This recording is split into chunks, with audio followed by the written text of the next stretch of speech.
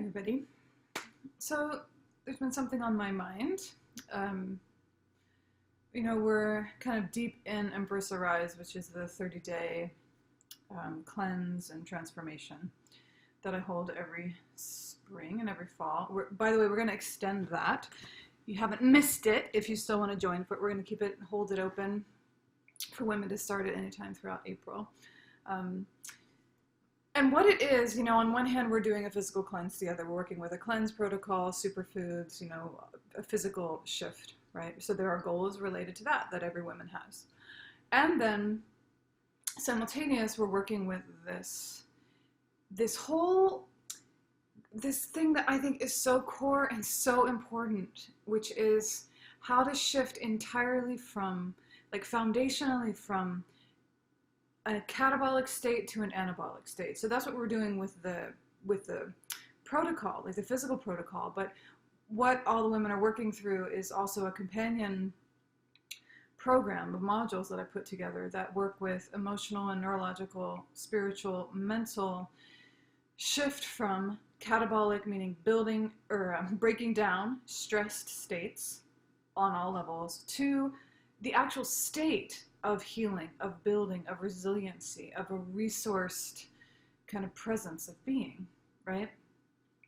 What I know about myself is that I existed for a very long time in kind of a permanent catabolic state, and that resulted in a serious collapse.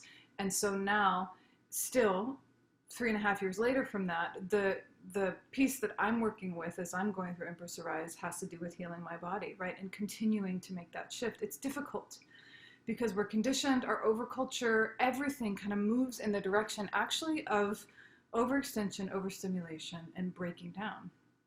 Moving from a stressed, afraid, under-resourced, rigid place, rather than what an anabolic state would be, which is a de-escalated neurological state, emotionally balanced, physically and emotionally resourced and resilient, right? And building, right? Not kind of, so basically we get into this place where, is it possible that we could actually live in a state where the baseline is anabolic? The baseline is building. That's where we return to. That's where we kind of stay most of our time, in readiness, in preparation, in resiliency, in the event of a catabolic or stressful situation, rather than essentially having our baseline be catabolic, where we are literally breaking ourselves down and as a state of being, whether or not, whatever is happening. So all that is to say, what we talked about this last time is something I've been thinking about a lot, and I feel really strongly about, and it has to do with self-sabotage. So I wanted to spend a minute with you, inviting you to consider this with me, that again, in the same way of, is it possible that we could actually live primarily in an anabolic state?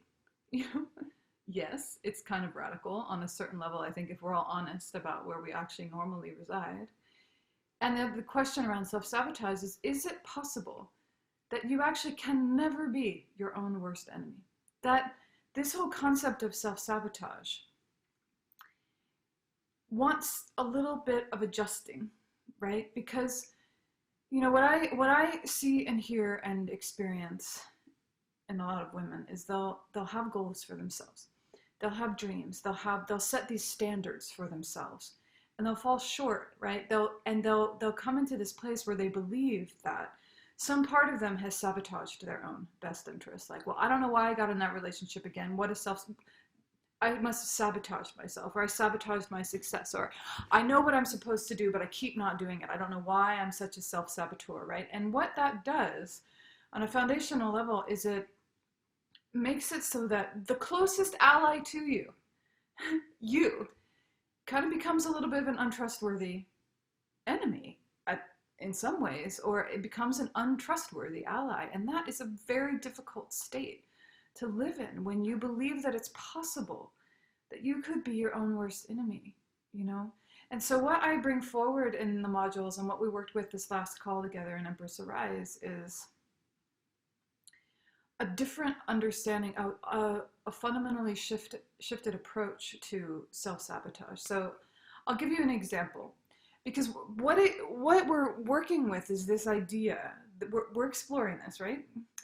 That if you're setting a goal for yourself, a relationship goal, a weight loss goal, a health goal, or a life goal of any kind, and you're not meeting it, right? Or you notice that like you know what the thing is that you're supposed to do, but you just don't do it.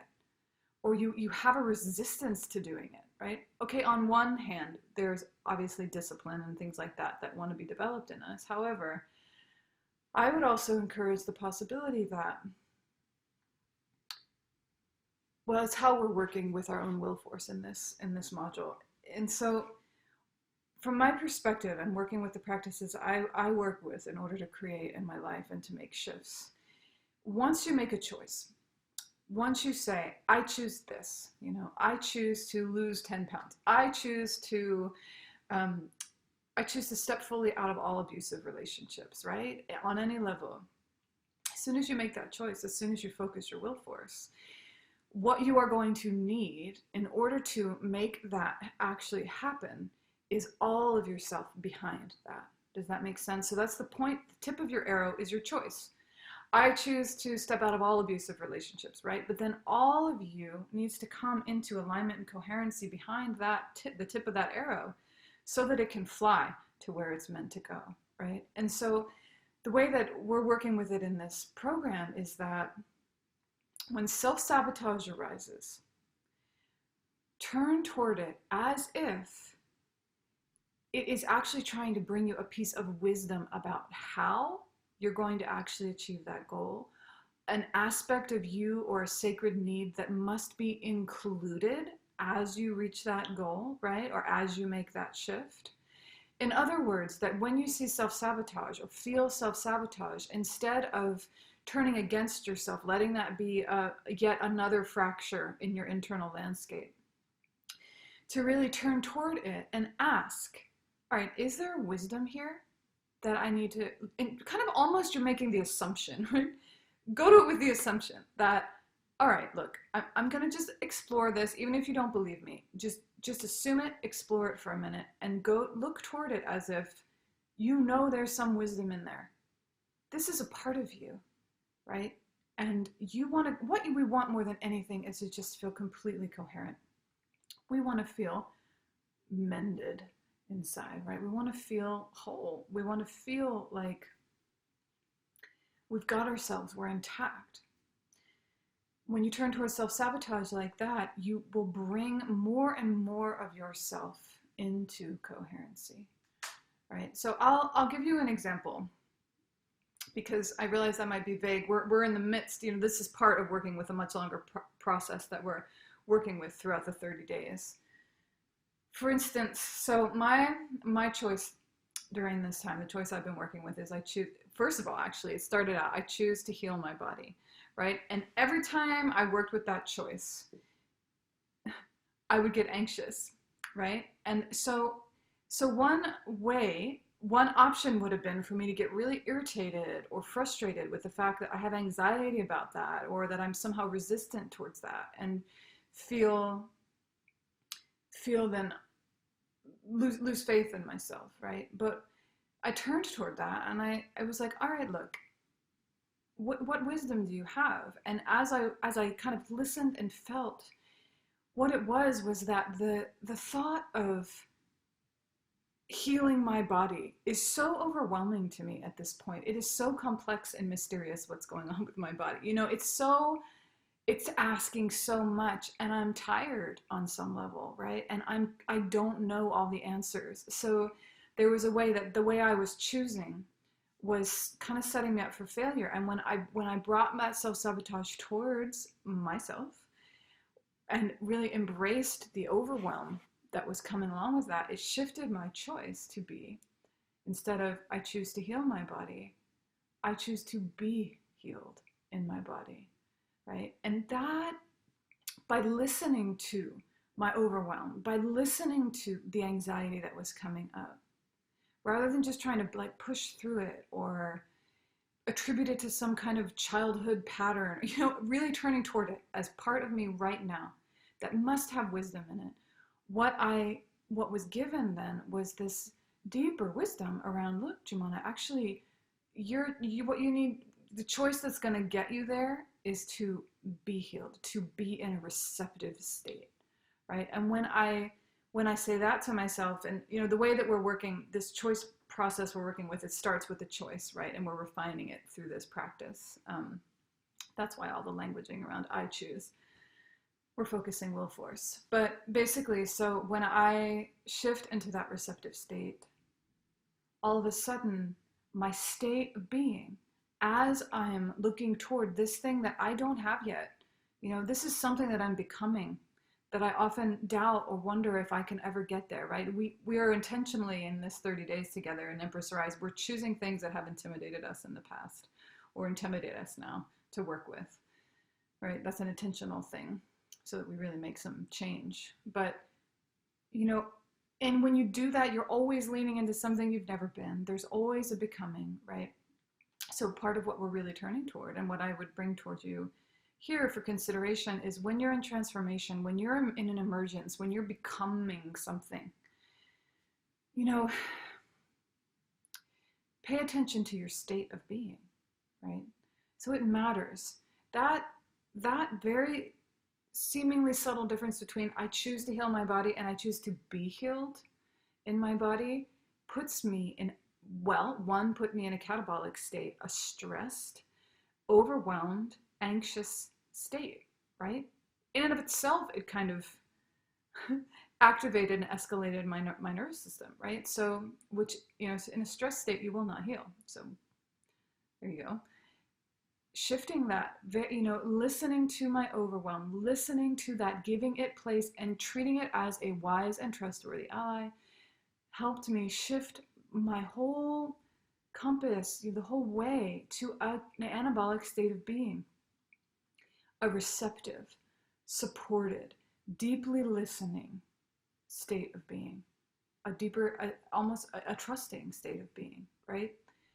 So that's one example. And I'm going to give you another example just to break it down, because I think that will help to take it out of the vagueness. And I feel like it's really important because I know that right now, especially, so many of you are being called into something you've never been before. You are being asked to step into edges and expressions that you've never been in before. You're also being asked to see things that you maybe have never wanted to see before. A lot of blinders are coming off, personally, collectively. And so there is massive transformation afoot. And if we move through transformation in a catabolic state, it will break us down. That's just how it goes. If we move through it in an anabolic state, it will build us up and it will build our world up, right? It won't use us up in the process. I don't want to see you used up or broken down as you're rising up into your golden path. And we have a lot of self-responsibility there, and we have a lot of influence and choice in that, basically just around how we tend to our state of being. So I'll give you another example just to see if it lights anything up for you.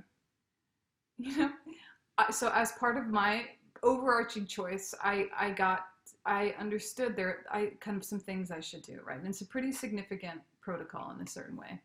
It's 100 days of this, of a protocol, kind of a lifestyle choice, and it's going to take some discipline for sure. And but I feel like it's right. I feel like I know that it's right, And so the question is, am I going to really do it? Right? I need to be in alignment with it, like really, because it's actually it's really going to ask something of me. It's going to ask me to put my healing, put this first in all priorities, right? Which in and of itself is kind of a radical act for me. So as I was sitting with it, I was like, wow, Jumana, why don't you want to do that? Why aren't you so excited and like you want to heal, you want to feel better, you want all the things. So really, why aren't you excited? Why is it this feeling of like, oh God, because it's not that bad. It's not a horrible, these aren't distasteful things I have to do. But when I listened deeply, what I felt, what I heard and knew about myself is I got to feel my untamed nature. It's not about the thing itself. It's not some part of me that doesn't want to heal. It's not some part of me that can't be disciplined. It's not any of the things that I could be tempted to label or project onto myself because I'm having resistance to this wonderful choice that I want to make for myself. When I listened and I really tuned in, it's, oh, this is my untamed nature. She just does not like anything rigid. She doesn't, it's a part of me that is really important to me, actually, and needs to be able to be fluid and to live and to wake up in the morning and feel what's the next thing and not have this, like, not have all these things lined up.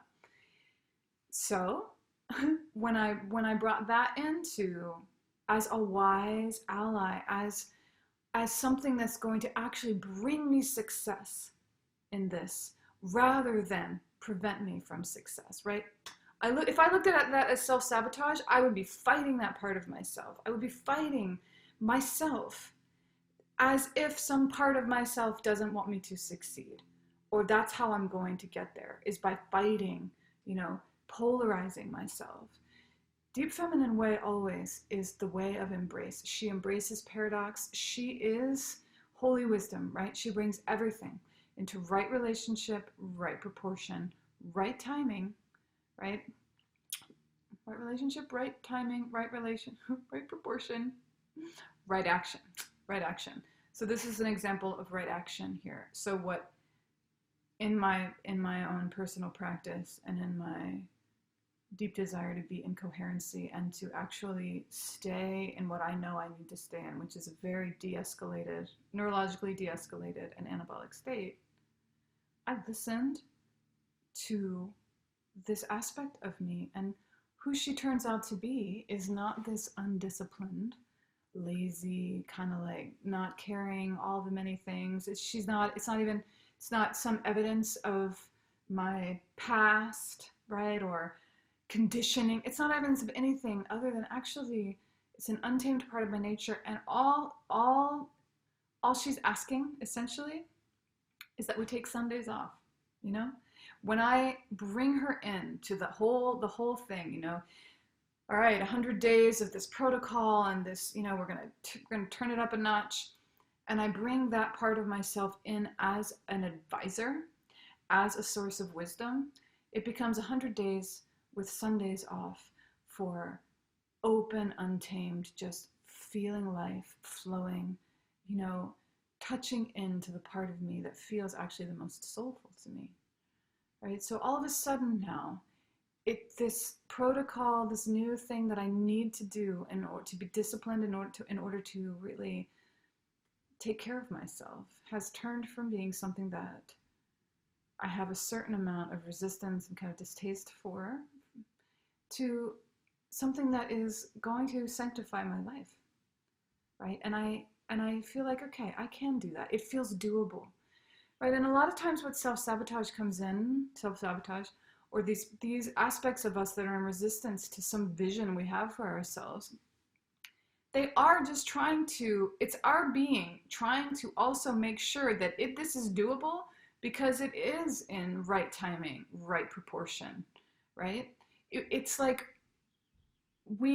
there's a lot of reasons we decide to make choices for ourselves, and they're not always from the deepest place. Sometimes it's because we think we should do it, or we feel like we have to become something so that we're loved. I mean, there's so many reasons why we set goals and then go after them, like with a certain amount of panic, right? Some of that is, anyway, I'll stop there. But basically, therefore, when you bring in these other aspects of yourself that might originally seem either irritating or something you would prefer to disown or kind of polarize against, really, I would invite you to just say, just explore it. You don't have to believe it, but just to really say, like, okay, I have resistance towards this. I'm not taking the action that I know I need to take. What wise part of me is here with me? And how would that change the way that I'm going to attain this goal, or the way that I'm going to transform, the way that I'm going to heal, you know, the timing of it, the proportion of it, right? This is all about coming into greater coherency, de-escalating your nervous system, right? Really resting into the state of enoughness that is truth, even as you are in an emergence, even as you're becoming, right? That's the anabolic state. It's moving into a becoming from a deeply resourced place, from a sense of your enoughness, your wholeness, your own wisdom, your own inner resource, rather than to be moving in toward something that you're becoming off of your root, right? Running hard away from what you are, which will never work, right? Anyway, those are my thoughts today.